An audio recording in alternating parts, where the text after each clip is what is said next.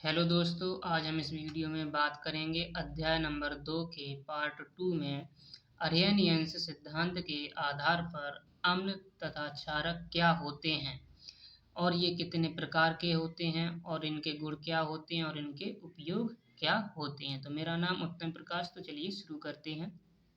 अम्ल अम्ल यानी कि एसिड वे पदार्थ जो जलीय विलयन में घुलकर केवल हाइड्रोजन आयन देते हैं। यानी कि क्या, जलीय विलयन यानी जल में घुलकर केवल क्या दें, एच आयन यानी कि एच आयन दें, तो हम उन्हें क्या कहेंगे, अम्ल कहते हैं। दूसरा पॉइंट हमारा, इसके अतिरिक्त तो कोई अन्य धनायन नहीं देती, यानी कि एच आयन के अतिरिक्त अन्य कोई धनायन वह नहीं देता, तो हम कह सकते हैं कि वह क्या है, हमारा अम्ल है। तीसरा पॉइंट है हमारा, सभी अम्लों में हाइड्रोजन आयन यानी कि एच आयन तत्व उपस्थित होते हैं। तो हम कैसे, जितने भी हमारे अम्ल होते हैं तो उनमें क्या, हमारा एच आयन उपस्थित होता है। तो ये तो थी हमारे अर्हेनियंस सिद्धांत के आधार पर अम्ल की परिभाषा। अब हम बात करेंगे कि अम्ल कितने प्रकार के होते हैं। तो अम्ल हमारे दो प्रकार के होते हैं, यानी कि अम्लों को दो भागों में वर्गीकृत किया गया है। तो पहला है हमारा प्रबल अम्ल, जिसे हम इंग्लिश में स्ट्रॉन्ग एसिड कहते हैं। दूसरा है हमारा दुर्बल अम्ल, जिसे हम इंग्लिश में वीक एसिड कहते हैं। और अब हम बात करेंगे इनकी परिभाषा के बारे में और उनके उदाहरण। प्रबल अम्ल स्ट्रॉन्ग एसिड यानी कि वे अम्ल जो जलीय विलयन में पूर्णतः आयनित या घुल जाते हैं, प्रबल अम्ल कहलाते हैं। यानी कि ऐसे प्रबल अम्ल जो जल में क्या है, पूर्ण रूप से आयनित हो जाते हैं, यानी कि तुरंत हमारे घुल जाते हैं, तो हम उन्हें क्या कहेंगे, प्रबल अम्ल कहेंगे। क्या कहेंगे, प्रबल अम्ल कहलाते हैं। अगला पॉइंट है हमारा, सामान्यतः ये खनिजों से प्राप्त होने वाले अम्ल प्रबल अम्ल होते हैं। यानी कि प्रबल अम्ल कौन से होते हैं, जो हमारा खनिज है उनसे जो प्राप्त होता है, तो वो हमारे क्या होते हैं, प्रबल अम्ल होते हैं। अब इनके हम उदाहरण के बारे में देख लेते हैं। उदाहरण कौन से हैं। सल्फ्यूरिक अम्ल हमारे ये कैसा है, प्रबल अम्ल है। इसे यदि आप जल में घोलें तो ये क्या है, तुरंत पूर्णतः आयनित हो जाएगा या घुल जाएगा। हाइड्रोक्लोरिक अम्ल, इसे हम घोलेंगे जल में तो ये पूर्ण रूप से हमारा क्या हो जाएगा, घुल जाएगा। नाइट्रिक अम्ल, इसे भी पूर्ण रूप से ये जल में आयनित हो जाएगा। ये तो थी हमारी प्रबल अम्ल की परिभाषा और उनके उदाहरण। अब हम बात करेंगे कि दुर्बल अम्ल क्या होते हैं, यानी कि वीक एसिड वे अम्ल जो जल में पूर्णतः आयनित या घुल नहीं पाते हैं, दुर्बल अम्ल कहलाते हैं। यानी कि ऐसे अम्ल जो हमारे क्या, जल में पूर्ण रूप से वह क्या है, आयनित नहीं हो पाते या घुल नहीं पाते, तो हम उन्हें क्या कहेंगे, दुर्बल अम्ल कहते हैं। अब ये कहाँ पाए जाते हैं, सामान्यतः अकार्बनिक अम्लों जैसे, यानी कि पादपों व जीव जंतुओं से प्राप्त होने वाले अम्ल दुर्बल अम्ल होते हैं। यानी कि जो पादपों और क्या, जीव जंतुओं से जितने भी हमारे अम्ल प्राप्त होते हैं उन्हें हम क्या कहते हैं, दुर्बल अम्ल कहते हैं।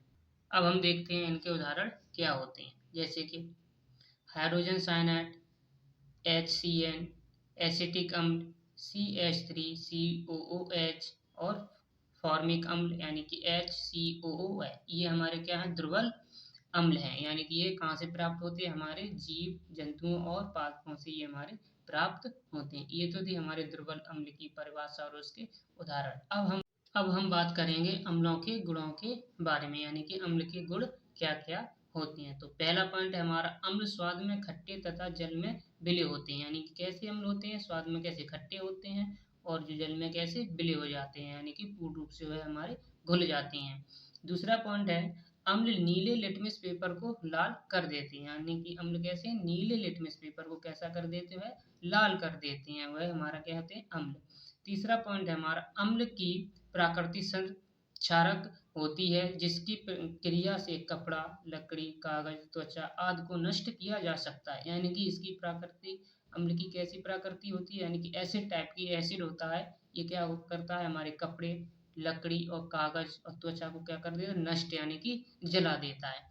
और चौथा पॉइंट है हमारा, अम्ल क्षारकों या धातु ऑक्साइड से क्रिया करके उनके प्रभाव को नष्ट कर देता है। यानी कि अम्ल क्या है, जो क्षारकों की धातु ऑक्साइड होती है उनसे क्रिया करके उनके प्रभाव को, यानी कि उनके जो भी उनका अस्तित्व होता है उसे क्या कर देता है, वह नष्ट कर देता है, यानी कि समाप्त कर देता है। जैसे कि हम इसमें अब क्रिया से समझने की कोशिश करें तो HCl ये क्या है, हमारा एसिड अम्ल है, यानी कि ये क्या है, अम्ल है। और NaOH ये क्या है, हमारा क्षारक है।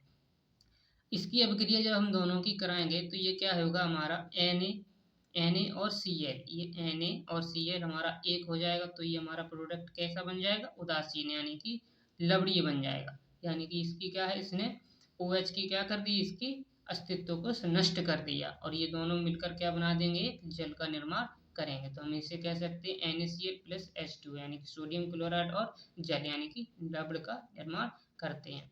पांचवा पॉइंट है हमारा, अम्ल विभिन्न सक्रिय धातुओं जैसे जिंक, सोडियम, मैग्नीशियम आदि से क्रिया करता है तो हाइड्रोजन मुक्त करता है। यानी कि जो हमारी सक्रिया हैं, धातुएं हैं, उनसे यदि अम्ल रिएक्शन करता है या अवक्रिया करता है तो क्या करता है, हमारे हाइड्रोजन को मुक्त करता है, यानी कि हाइड्रोजन को वह बाहर निकालता है। जैसे कि Zn प्लस H2SO4 की अभिक्रिया हम कराएंगे तो क्या होगा, ZnSO4 प्लस H2 यानी कि क्या, इसने हाइड्रोजन को मुक्त कर दिया।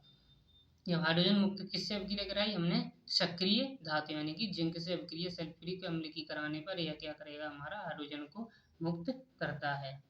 ये तो थे हमारे अम्लों के गुणों के बारे में, यानी कि अम्लों के गुण क्या क्या होते हैं। अब बात करेंगे कि अम्लों का उपयोग कहाँ किया जाता है, यानी कि जो हमारे अम्ल हैं उनका उपयोग कहाँ कहाँ किया जाता है। तो पहला है सल्फ्यूरिक अम्ल, इसका उपयोग कहाँ किया जाता है, लेड बैटरियों में, यानी कि जो हमारे घरों में बैटरियाँ होती हैं उनमें इसका उपयोग किया जाता है अम्ल का। पेट्रोलियम उद्योगों में किया जाता है इसका हमारा। और तीसरा है प्लास्टिक में, यानी कि प्लास्टिक को गलाने के लिए इसका किया जाता है। और कृत्रिम रेशे बनाने के लिए, जो हमारी ऊन बनाने के लिए हमें किसका, सल्फ्यूरिक अम्ल का उपयोग किया जाता है। और अगला है उर्वरक निर्माण आदि के लिए, यानी कि इसका खाद बनाने के लिए भी हमारा सल्फ्यूरिक अम्ल का उपयोग किया जाता है। आदि में इनका प्रयोग किया जाता है, यानी कि सल्फ्यूरिक अम्ल का प्रयोग इन चीज़ों में किया जाता है। दूसरा है हमारा नाइट्रिक अम्ल। नाइट्रिक अम्ल क्या होता है, सोने तथा चांदी के शोधन में प्रयुक्त किया जाता है, यानी कि शोधन करने के लिए किसको, सोने को और चांदी को शोधन करने के लिए इसका हमें नाइट्रिक अम्ल का प्रयोग किया जाता है। और अगला है औषधि बनाने में इसका प्रयोग किया जाता है नाइट्रिक अम्ल का, औषधि बनाने में और विस्फोट बनाने में आदि में नाइट्रिक अम्ल का उपयोग किया जाता है। और तीसरा है हमारा हाइड्रोक्लोरिक अम्ल, यानी कि हाइड्रोक्लोरिक अम्ल का उपयोग कहाँ किया जाता है, वस्त्र उद्योगों में कपड़ा रंगने के लिए किया जाता है। जो हमारे वस्त्र के उद्योग हैं, यानी कि फैक्ट्रियाँ, उनमें क्या कपड़े को रंगने के लिए इसका उपयोग किया जाता है। और अगला है कलई से पहले लोहे की चादर को साफ करने के लिए इसका उपयोग किया जाता है, यानी कि यदि आप किसी पदार्थ पर काई है या कलाई करने वाले हैं तो उसे क्या, चादर को हम पहले साफ करेंगे, किससे करेंगे, हाइड्रोक्लोरिक अम्ल से साफ करेंगे, फिर उस पर हम कलाई करेंगे। तो हाइड्रोक्लोरिक अम्ल का उपयोग कहाँ किया जाता है, यानी कि किसी भी काई को साफ करने के लिए या जंग को साफ करने के लिए हाइड्रोक्लोरिक अम्ल का उपयोग किया जाता है। तो आज की वीडियो में बस इतना ही। तो अब नेक्स्ट वीडियो में हम बात करेंगे क्षार के प्रकार और उनके उदाहरण और गुणों के बारे में। तो यदि आपको ये वीडियो पसंद आई हो तो आप अपने दोस्तों के साथ शेयर जरूर करें, और ऐसी वीडियो देखने के लिए हमारे चैनल को सब्सक्राइब करना बिल्कुल ना भूलें।